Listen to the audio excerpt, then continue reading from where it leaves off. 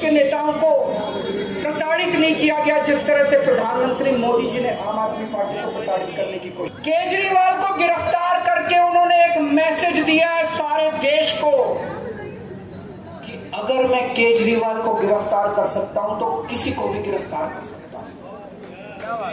कोई केस नहीं होगा, कोई मामला नहीं होगा, तब भी मैं तुमको गिरफ्तार कर सकता हूं।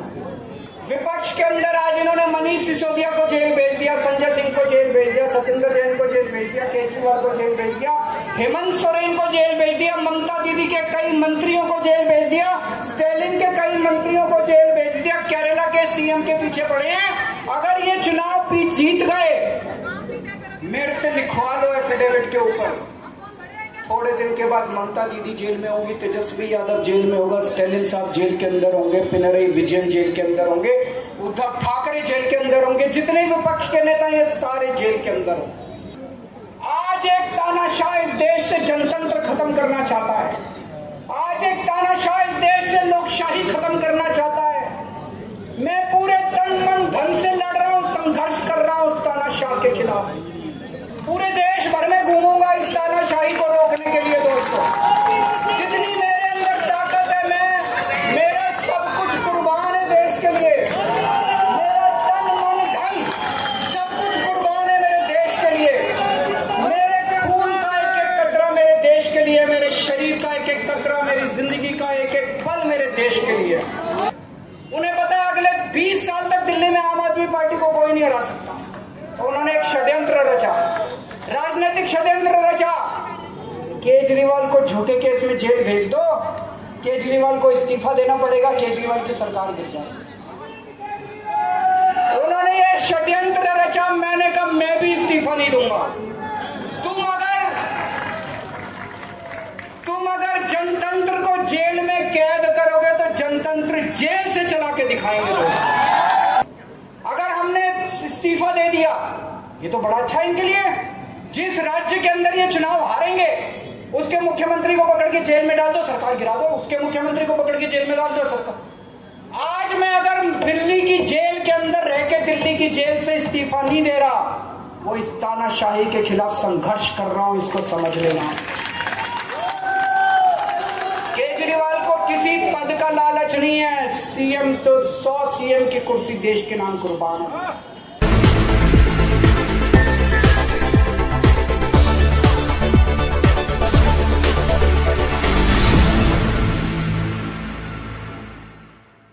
ईमानदार राजनीति का जन्म हुआ। आज जब वो खड़े होने वाले, एक बार फिर एंट्री करने वाले हैं, तो दिल्ली पंजाब से बढ़कर पूरे देश में एक ईमानदार राजनीति का जन्म होने वाला है। बिना विलंब किए मैं आग्रह करूंगा श्री अरविंद केजरीवाल,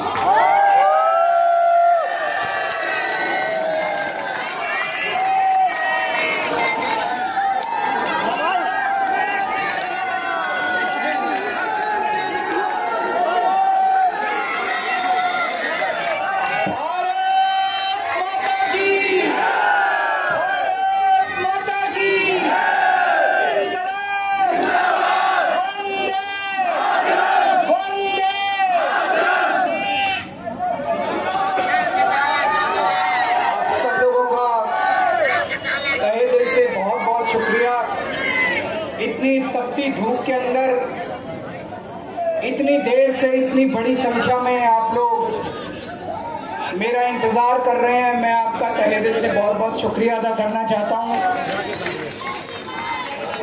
जितने लोग इस वक्त टीवी में देख रहे हैं, उन सब दर्शकों का भी मैं तहे दिल से शुक्रिया अदा करना चाहता हूं। सबको मेरा नमस्कार, सबको मेरा प्रणाम। दोस्तों, सीधा जेल से मैं आप लोगों के बीच में आ रहा हूं। आपके बीच में आके बहुत अच्छा लग रहा है। 50 दिन के बाद अभी मैं, मेरी पत्नी भगवंत मान साहब, हम लोग कनॉट प्लेस में हनुमान मंदिर में गए थे। हनुमान जी का आशीर्वाद लिया, उनके दर्शन किए, फिर शिव जी के मंदिर गए, शनि जी महाराज के पास गए, उनका सबका आशीर्वाद लिया। बजरंगबली की खूब कृपा है हमारे ऊपर, हमारी पार्टी के ऊपर, देशवासियों के ऊपर। उन्हीं की कृपा से आज अचानक मैं आप लोगों के बीच में, उन्हें तो किसी को उम्मीद नहीं थी कि चुनाव के बीच में मैं जेल से बाहर आ जाऊंगा, लेकिन ऊपर बजरंगबली की कृपा, हनुमान जी की कृपा है हम लोगों के ऊपर और चमत्कार हुआ और आज मैं आप लोगों के बीच में हूं। दोस्तों, हमारी आम आदमी पार्टी एक छोटी सी पार्टी है, 2 राज्यों के अंदर है, अभी 10 साल पुरानी पार्टी है। हमारी पार्टी को कुचलने में, खत्म करने में प्रधानमंत्री जी ने कोई कसर नहीं छोड़ी। एक साथ हमारी पार्टी के 4 टॉप के नेता जेल भेज दिए एक साथ। अरविंद केजरीवाल, मनीष सिसोदिया, संजय सिंह, सतिंदर जैन। बड़ी बड़ी पार्टियों के अगर 4 टॉप के नेता जेल चले जाएं, पार्टी खत्म हो जाती है। आम आदमी पार्टी के 4 टॉप के नेता इन्होंने जेल भेज दिए। उन्होंने सोचा कि पार्टी खत्म हो जाएगी, लेकिन ये पार्टी नहीं है, ये एक सोच है। जितना ये खत्म करना चाहते हैं उतना ये बढ़ती जाती है। ये क्रश करना चाहते हैं प्रधानमंत्री जी आम आदमी पार्टी को। जो लोग मोदी जी से मिलने जाते हैं, वो कई लोग हमें भी जानते हैं, वो बाहर आके हमें बताते हैं कि आपके बारे में सबसे पहले मोदी जी से जो भी मिलने जाता है, सबसे पहले वो केजरीवाल की और आम आदमी पार्टी की 10 से 15 मिनट बात करते हैं। उनको कहते हैं कि आने वाले समय के अंदर आम आदमी पार्टी ही देश को भविष्य देने वाली है। वो खुद भी मानते हैं, इसलिए वो चाहते हैं कि आज ही आम आदमी पार्टी को बढ़ने से रोका जाए, इनको कुचल दिया जाए। ये तानाशाही है। अगर उनको लगता है कि आम आदमी पार्टी आने वाले समय में बीजेपी को चैलेंज देने वाली है, आप अच्छे काम करो, आप देश को भविष्य दो। आज आपकी सरकार है केंद्र के अंदर, आप देश के लिए काम करोगे, आम आदमी पार्टी को कोई पूछेगा ही नहीं। लेकिन आप कुछ काम नहीं करो और आम आदमी पार्टी को कुचल दो, ये जनतंत्र नहीं है, ये इस देश की जनता पसंद नहीं है। इन्होंने आम आदमी पार्टी को कुचलने में कोई कसर नहीं छोड़ी। छोटे से लोग हैं हम लोग, छोटी सी पार्टी है। 75 साल के अंदर इस कदर किसी पार्टी को और उसके नेताओं को प्रताड़ित नहीं किया गया जिस तरह से प्रधानमंत्री मोदी जी ने आम आदमी पार्टी को प्रताड़ित करने की कोशिश की है। मेरे को इन्होंने जेल भेज दिया। प्रधानमंत्री जी कह रहे हैं मैं भ्रष्टाचार से लड़ रहा हूं। देश के सबसे बड़े चोर, उचक्के और डकैतों को उन्होंने अपनी पार्टी में शामिल कर दिया। जिन लोगों को 10 दिन पहले मोदी जी कहते थे 70,000 करोड़ का इसने घोटाला कर दिया, थोड़े दिन के बाद उसी आदमी को अपनी पार्टी में शामिल करके किसी को डिप्टी सीएम बना देते हैं, किसी को मंत्री बना देते हैं और उनके सारे ईडी और सीबीआई के मामले खत्म कर देते हैं और कहते हैं मैं भ्रष्टाचार से लड़ रहा हूं। मैं मोदी जी को कहना चाहता हूं, भ्रष्टाचार से अगर लड़ाई लड़नी है तो केजरीवाल से सीखो। प्रधानमंत्री जी, भ्रष्टाचार के खिलाफ लड़ाई केजरीवाल ने लड़ी है। 2015 में जब दिल्ली में हमारी सरकार बनी थी, हमारे एक मंत्री का एक ऑडियो मेरे पास किसी ने व्हाट्सएप कर दिया। उस ऑडियो में मेरा मंत्री किसी दुकान वाले से 5 लाख रुपए मांग रहा था। किसी मीडिया वाले को नहीं पता था, विपक्ष को नहीं पता था। आप लोगों को याद होगा, मैंने अपने खुद मंत्री को सीबीआई के हवाले कर दिया, जेल भेज दिया था अपने मंत्री को। ये होती है भ्रष्टाचार के खिलाफ लड़ाई। पंजाब के अंदर मेरा एक मंत्री भ्रष्टाचार में, मेरे को पता चला कि वो पैसे मांग रहा है। वहां पे मान साहब ने उसको, किसी को भी, विपक्ष को नहीं पता था, मीडिया को नहीं पता था, हमने अपने मंत्री को उठा के जेल में भेज दिया। तुम देश के सारे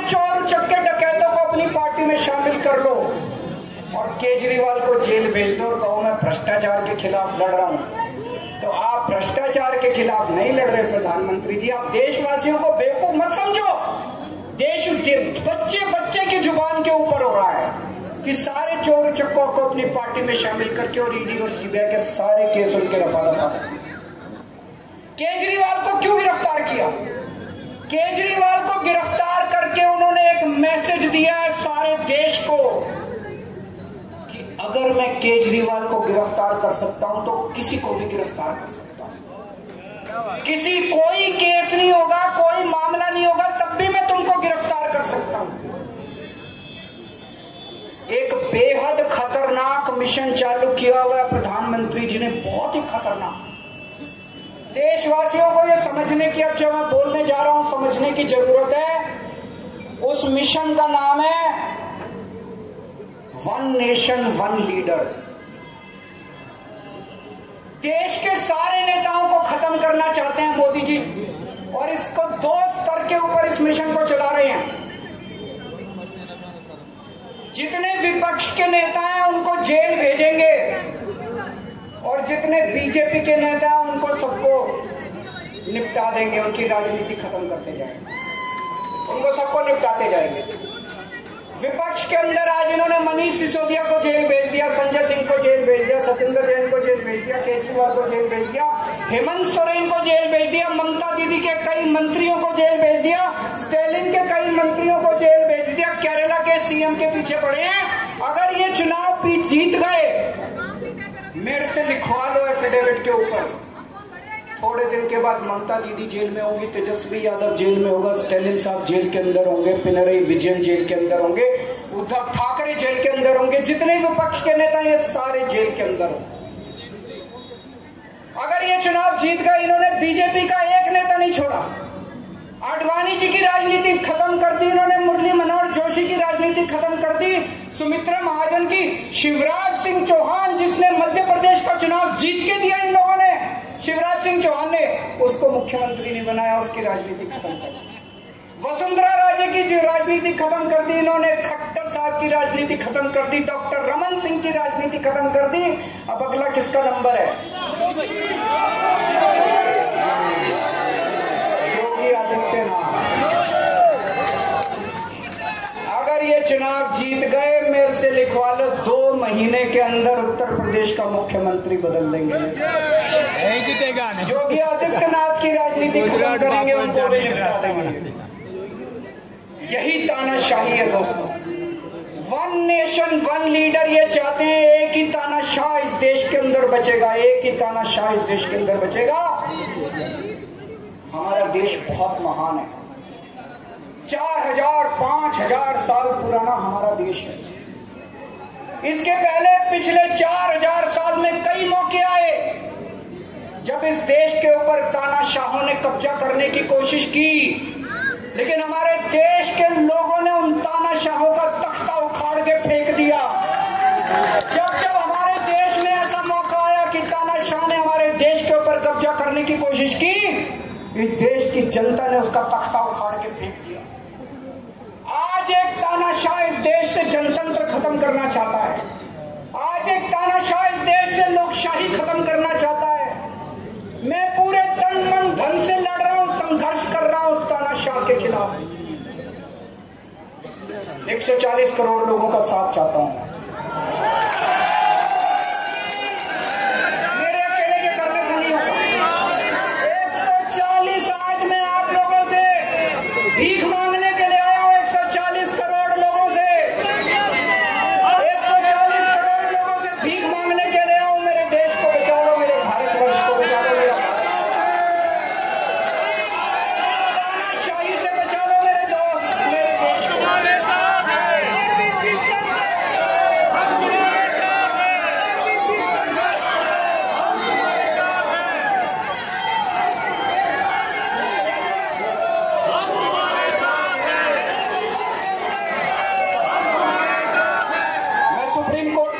शुक्रिया अदा करना चाहता हूं। उन्होंने 21 दिन दिए हैं, एक दिन में 24 घंटे हैं। मैं एक दिन में 24 में से 36 घंटे काम करूंगा, पूरे देश भर में घूमूंगा, इस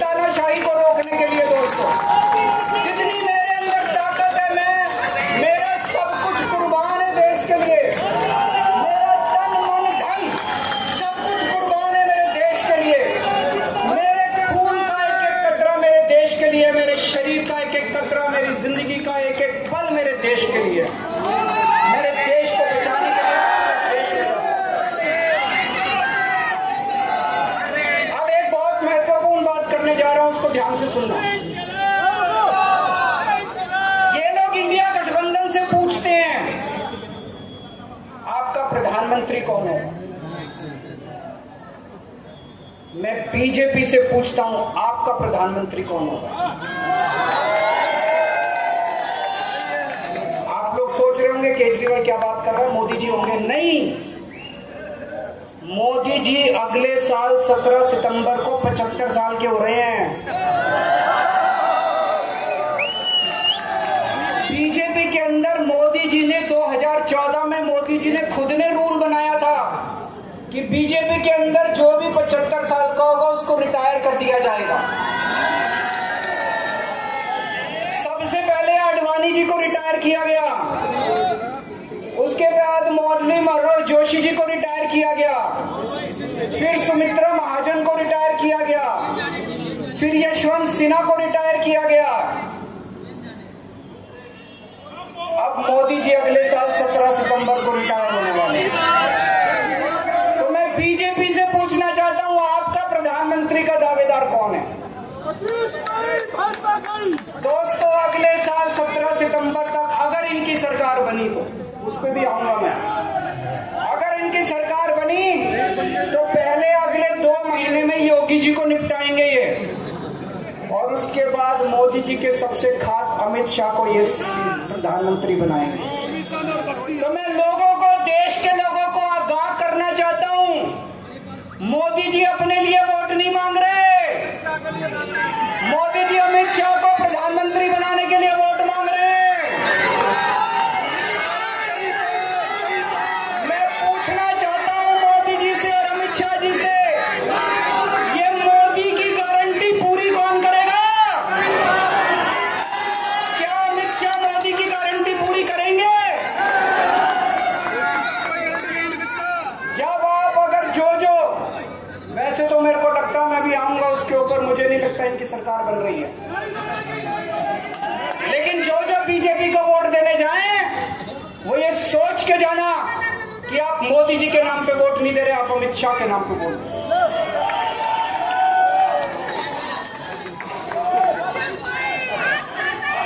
अब एक खुशखबरी आप लोगों के लिए, अब एक खुशखबरी है, सबको बता देना जो मैंने बातें कही है बड़ी सोच समझ के कही है। वहां बैठ के यही सोच रहा था 50 दिन से।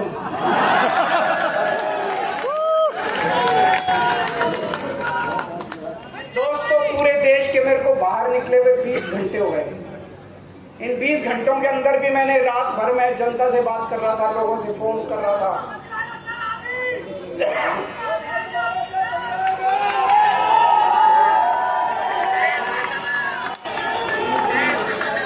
रात को आंधी आई थी,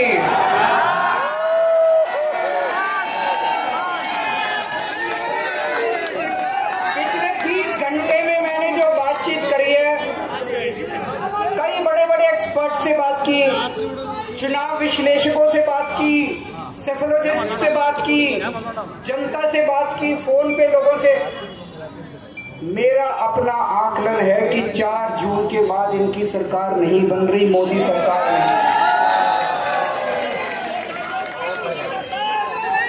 दोस्तों, अगर मैं गलत हूं तो मेरे को बताना। हरियाणा में इनकी सीट कम हो रही है, राजस्थान में कम हो रही है, कर्नाटक में कम हो रही है, दिल्ली में कम हो रही है, बिहार में कम हो रही है, महाराष्ट्र में कम हो रही है, कर्नाटक में कम हो रही है, बंगाल में कम हो रही है, झारखंड में कम हो रही है। बढ़ कहां रही है? यूपी में कम हो रही है, बढ़ कहां रही है? बड़े एक भी जगह इनकी सीटें नहीं बढ़ रही हैं। मेरा अपना मानना है, और सट्टा बाजार में भी जो चल रहा है, इनकी 220 से 230 के बीच में सीट आ रही है, उससे ज्यादा सीट नहीं है। मोदी सरकार नहीं बन रही है, केंद्र में इंडिया गठबंधन की सरकार बन रही है।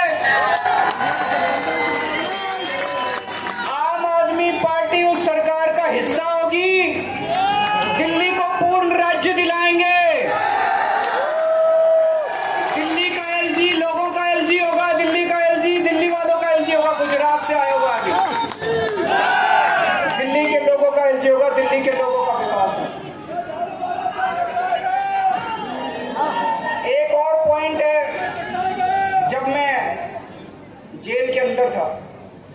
तो कुछ लोगों ने यह मुद्दा उठाया, केजरीवाल सीएम पद से इस्तीफा क्यों नहीं देता। दोस्तों, केजरीवाल को कभी किसी पद का लालच नहीं हुआ। मैं यहाँ मंत्री, मुख्यमंत्री, प्रधानमंत्री ये सब बनने नहीं आया। इनकम टैक्स में कमिश्नर की नौकरी करता था।